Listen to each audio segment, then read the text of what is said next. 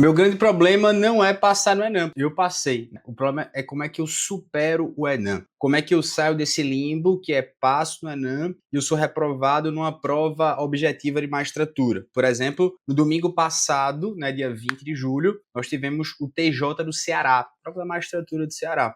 E se você está vendo esse vídeo, provavelmente você já conquistou algo muito importante. Você passou. E meus parabéns por isso. Isso prova que você tem um certo conhecimento jurídico sólido, você tem uma capacidade de aprovação em outros concursos, mas aqui está a questão que muitas pessoas não percebem. Por que há tantos aprovados no Enem, mas que eles não conseguem passar também na primeira fase das magistraturas estaduais ou federais, enfim, trabalhistas também, mas o nosso foco aqui é federal e estadual. Bom, a resposta é simples e ao mesmo tempo também reveladora, que eu quero te dar soluções, né? O Enem e a magistratura, nós temos concursos que são completamente diferentes. Bom, eu me chamo Felipe Duque, eu sou professor aqui no Estratégia Carreira Jurídica, sou professor de tributário e também sou professor de direito aqui, de certo modo curioso, né? Acompanho algumas pessoas na preparação, inclusive aqui na mentoria do Estratégia, e já passei por essa etapa que é, velho, vamos superar o Enem, vamos. Mas a gente superou, né?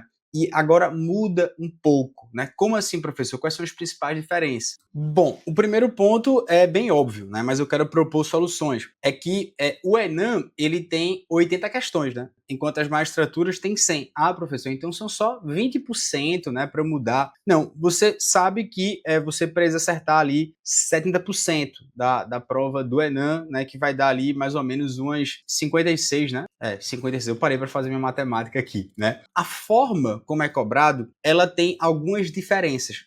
Novamente, eu vou fazer uma pausa aqui, porque você não se inscreveu, não comentou aqui embaixo e eu quero realmente te ajudar. A gente está na Semana Nacional das Carreiras Jurídicas aqui no Estratégia. Eu preciso que você veja o quanto a gente está produzindo de conteúdo gratuito. Isso, inclusive, é uma dúvida de uma aluna. Ela falou, eu quero saber, do TJ do Ceará eu reprovei, né? O que é que eu faço? Bom, esse vídeo é para você, minha amiga. Eu quero fazer você olhar o TJ do Ceará, enfrentando a dor e vendo como superar. Bom, primeiro você já viu. TJ do Ceará, nós temos uma forma de cobrar as questões, inclusive, diferente do Enem. Como assim, professor? Eu vou trazer algumas tabelas aqui para facilitar. Primeiro porque você sabe que o próprio Enem, ele tem questões às vezes mais diretas, não vou dizer que são mais fáceis, não são padrão FGV mesmo, mas a profundidade das matérias não pode descer tanto o sarrafo feito do TJ do Ceará, por exemplo. Então, eu posso dizer que sim, que geralmente as provas de magistratura, mas nem todas as questões, elas têm um padrão de complexidade um pouco maior. Mas aí, por exemplo, vamos falar do TJ do Ceará, para você entender o que precisa ser mudado. A primeira descoberta é que 42% do TJ do Ceará ela foi composto por direito civil, processo civil e administrativo. Tiveram 14 questões cada um. Isso significa que você precisa dominar essas 3 disciplinas e você já garante aí quase metade da sua aprovação. Pensando num ponto de corte que você tem que chegar em pelo menos 80% na magistratura. E constitucional já vem logo atrás. Então essas 4 disciplinas, direito civil, processo civil, administrativo e constitucional, com 12 questões, elas já representam uma parte substancial do que foi a prova do TJ do Ceará. E aqui eu vou te mostrar, nessa tabela aqui, a distribuição de questões por matéria do TJ do Ceará. Então veja, civil 1 a 14, processo civil 15 a 28, né? Quando você soma 14 de civil com processo civil dá 28, com 14 de administrativo 42, com 12 de constitucional 54. Então metade da prova fica nessas 4 matérias. Então perceba que esse foco aqui para você entender o quanto você precisa mudar. E aí nesse outro quadro eu já trago uma distribuição de peso por matéria, né? Vem percentual e vê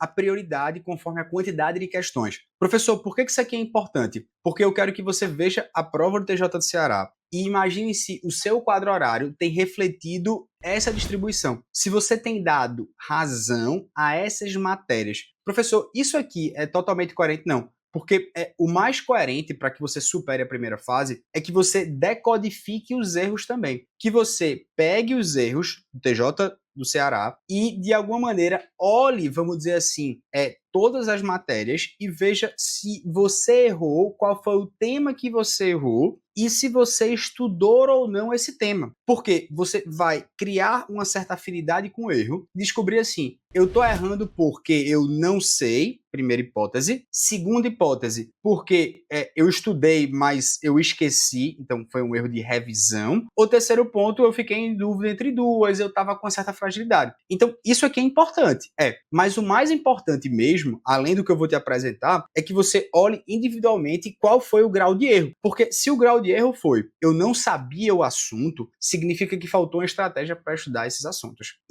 Ou então significa que o seu material de estudo não está condizente, né? E aí muito cuidado, porque eu li um material, mas esse material aí, velho, não está muito atualizado. Ou então, eu não trabalhei muito bem as fontes, que é o que eu vou mostrar em seguida. Ou segundo ponto, né? Faltou realmente revisão, né? Muita coisa para estudar, faltou dar prioridade a esses assuntos. Ou então, terceiro ponto, né?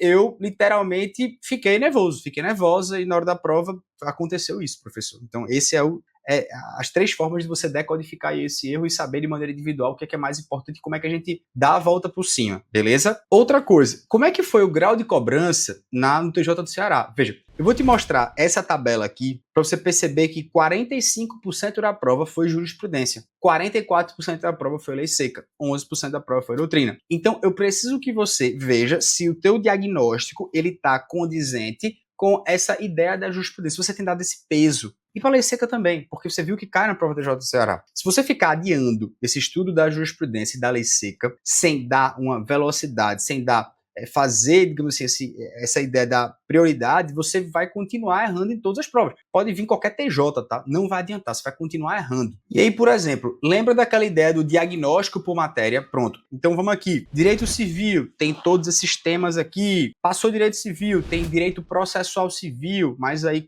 14 assuntos. Então, assim, suponha que eu tô em processo civil. Caramba, eu errei a questão de amicus curiae, velho. Caramba, eu tenho que estudar amicus curiae. Faz quanto tempo que eu não estudo? Eu errei recurso extraordinário, litisconsórcio necessário. Então, você precisa saber. Não é só, não passei, errei, tá doendo, não quero revisar o que eu errei. Não, eu tenho que revisar, velho, eu tenho que anotar. Isso aqui tem que estar dentro do seu caderno de erros, isso aqui tem que estar mapeado. Serve também para direito do consumidor, as 6 questões aqui da 29 a 34. Serve também aqui para ECA, né, da questão 35 a 40, para direito penal, aqui, e aí vai, editor.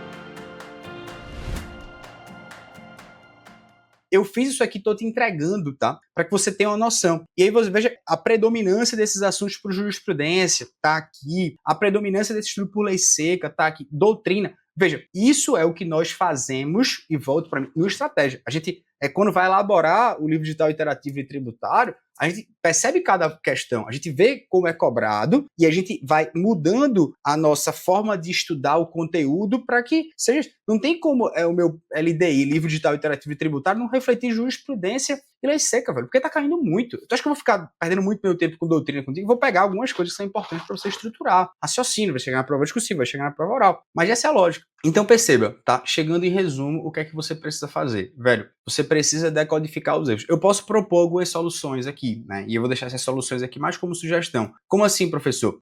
Eu poderia simplesmente falar de maneira genérica que o que você precisa fazer é que você veja como foi a predominância de jurisprudência em cada uma das matérias, né? Veja, eu vou botar esse quadro aqui para você ver, ó. Olha o quanto caiu de questão de jurisprudência em cada disciplina. Vê o quanto caiu de lei seca em cada disciplina, né? E aí, você precisa ver se essas legislações estão sendo contempladas no seu estudo, né? Para que você, a partir disso, mude o que precisa ser mudado.